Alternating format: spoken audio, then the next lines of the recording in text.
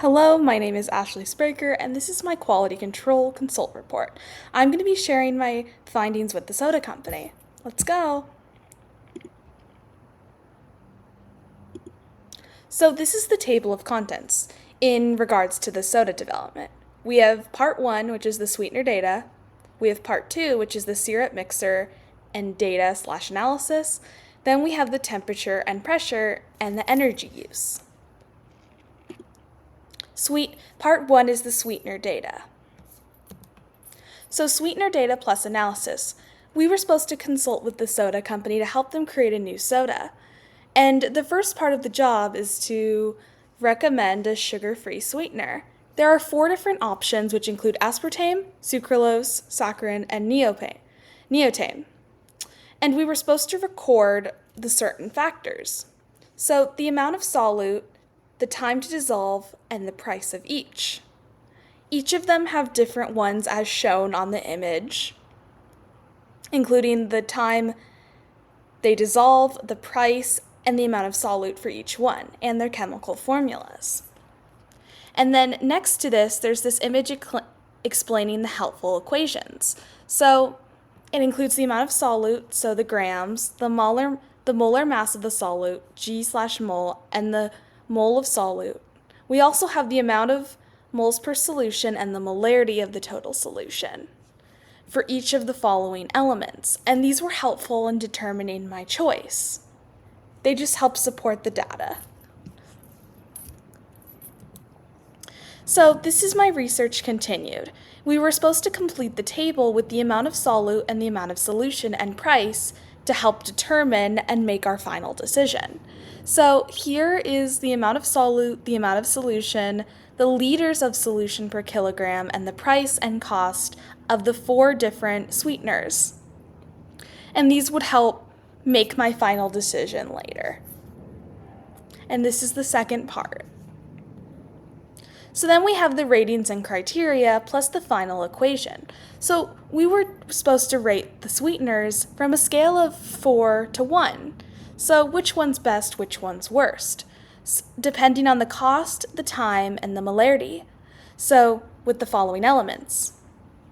And as you can see, the cost here for saccharin is much lower than it is for, let's say, sucralose. And the time to dissolve is different, and the molarity. Here are some of the helpful equations that help me solve in the conclusion. But we were also supposed to do the criteria. Decide how important each of these are. Decide the importance of each criteria are in your decision-making process. Divide 100 points between the 3 criteria: cost, time to dissolve, and molarity. If you feel they are all equally important, give each one 33 points. If one criteria is twice as important as the other, it should have twice the number of points. There is no correct answer, and I did as shows. I gave time 50 points, I gave molarity 25, and I also gave cost 25. And here's my justification for doing so. Explain why you've awarded points the way you did. I have given 25 points to the cost. While cost is important, the differences in cost are not as significant, and there isn't much variety. To me, cost is important, but it's not the most crucial factor. I have assigned 50 points to time as it is more convenient and practical. Many experiments and tests rely on time, and I believe it's more efficient for others. I've given molarity 25 points because, while similar to cost, it is crucial, and experiments cannot be conducted without it. However, time is the guiding factor for my actions due to the numerous tasks to be completed daily. If time is available, I will prioritize it. Concentration is different, but it's not the most crucial factor. To me, I'm willing to pay more for something that is more efficient and effective. Therefore, that's justifying why I believe time is the most important factor in the development of a new soda. And as I said earlier, here are all the equations, all the ones down here, and I also did the conclusion. So I can't really see it, but so upon reviewing the scores, it is evident that both aspartame and sucralose have obtained a total score of 150. You know, it's red right here, so. Okay, let's move to the next slide. So, slides 2 and 3 are for the syrup mixer data/analysis and the temperature and pressure. So here we have the work for the syrup mixer and the CO2 mixer. As you see right here on this first page, there is a table with the syrup mixer data for the temperature, time, and the maximum amount of time. The second part is the CO2 mixer with each of the different samples from each of the different elements. And the analysis, oh my gosh, and the analysis says that according to the graph, the highest temperature is 260 K and the lowest temperature is 245 K. The difference between the highest and lowest levels is 260 K to 245 K and equals 15 K, which equals the requirements specified by the soda company. So that's why I concluded that one as my syrup mixer, or the mixer for the analysis. The pressure range, the highest temperature that can be used is 260. The lowest is 245, and the median can be 253. The difference between the high and the low is 15. And is the difference between the highest and the lowest temperature then 15? No, it's not. So this includes the temperature and the pressure. So this is my research continued. We have the details on the pressure range, and we also have if there's a difference in change in pressure. I said I did not make any changes between the highest and lowest temperatures because they are exactly what the soda company is looking for and meet the requirements for the highest and lowest pressures.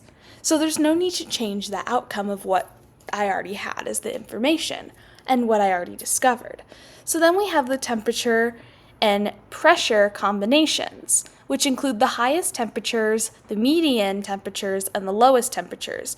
And we were supposed to determine whether they were acceptable, too high, or too low for the soda. And those are right here, as shown. And then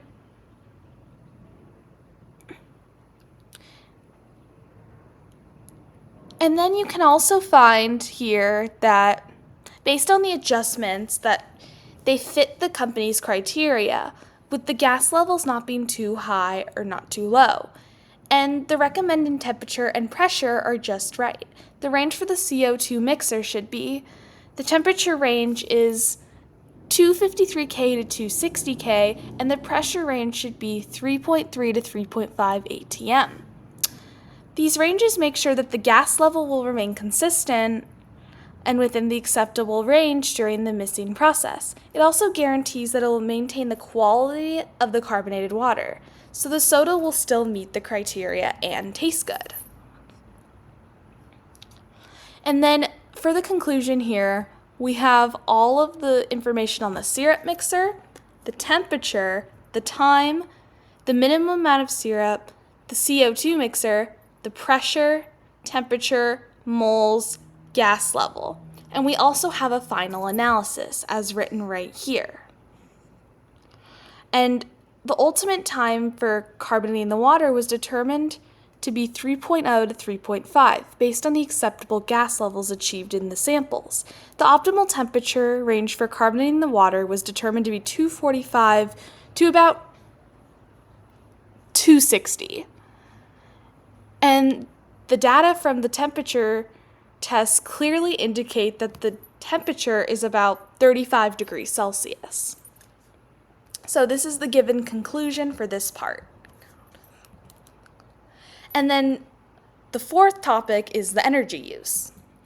So here are my pages of work. We've got part 1 is the energy use, and we were supposed to do the calculations, which are all shown right here.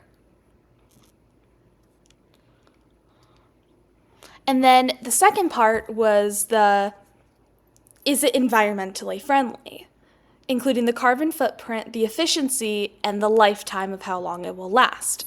And we were also supposed to value each criteria.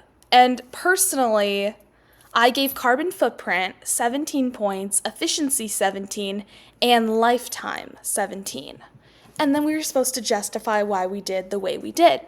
I awarded points the way I did because I feel that each criteria holds equal weight in the decision-making process.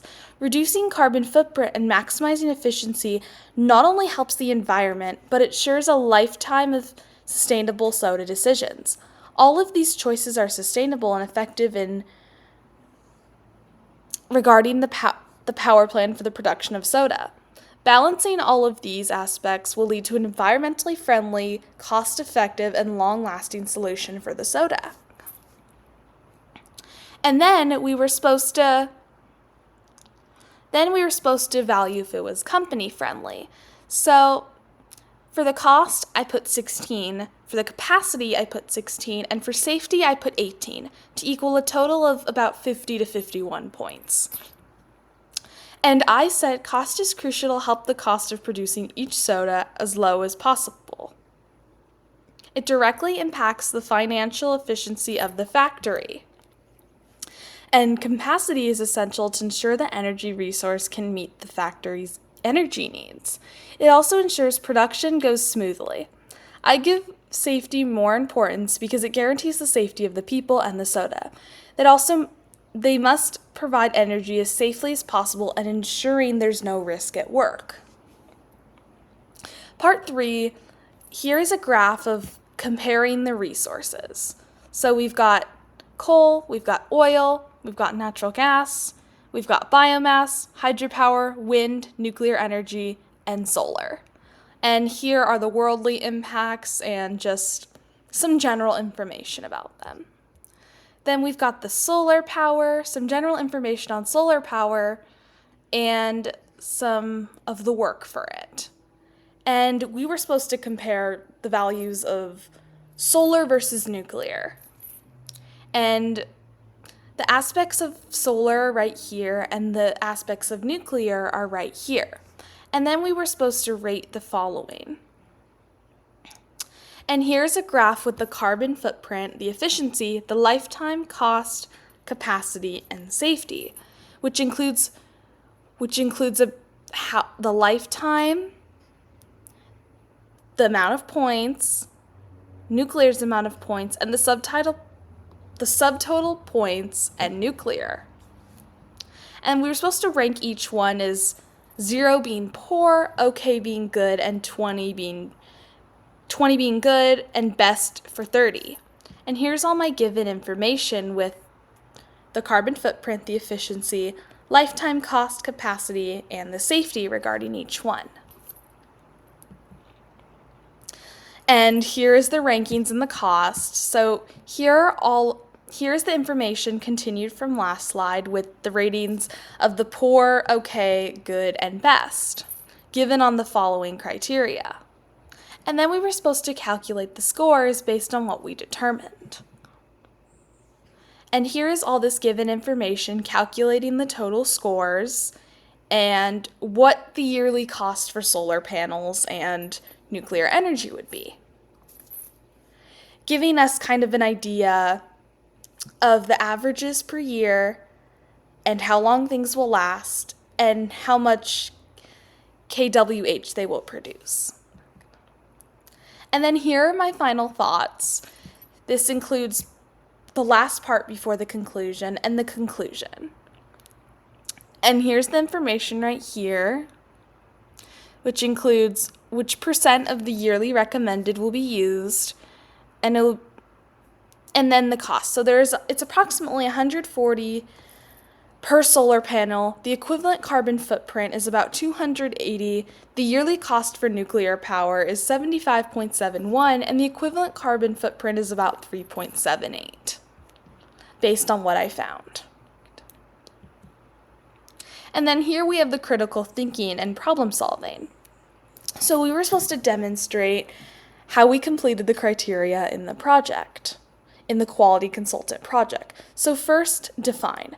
Make sure you understand the real problem. Identify the root cause of the problem. Come up with several possible solutions or problem-solving methods.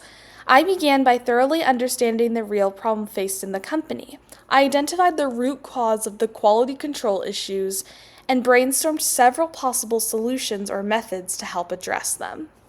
Determine. Select the best solution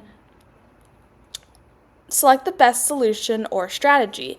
Explain why the solution was chosen. Develop a plan of action to implement the chosen solution.